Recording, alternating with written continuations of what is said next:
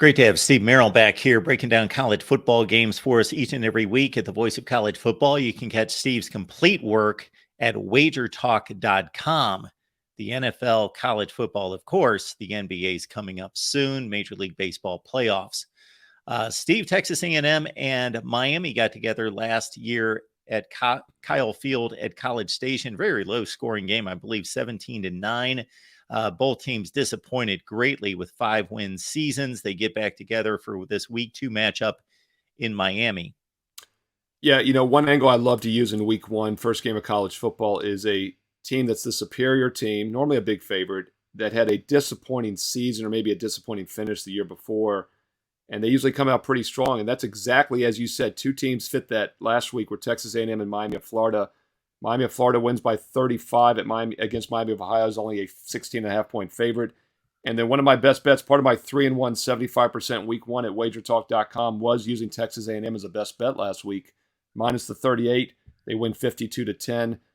2 teams I thought would be very focused, and neither team went vanilla. With a big game on deck like this, sometimes they go vanilla, but when you have a bad season the year before, you normally don't, and that's one of the reasons I like to lay numbers, and they both covered easily last week in week 1.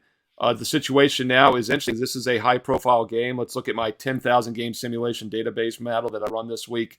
It takes several days to run, and it came out with Texas A&M by 1.8, so a 2-point average win by A&M is what the database is saying. And then on top of that, as you mentioned, Mark, we've got Miami not only getting some value as a home dog, and by the way, 3 and 4 key numbers, so the difference between +2 and +4, fairly substantial with line value. And then on top of that, they have the revenge motive from that 17-9 loss as a 7-point road dog. They were a 7-point road dog last year, lost by 8. Now they're a 4-point home dog in basically the same situation. So I think this is a good spot for Miami.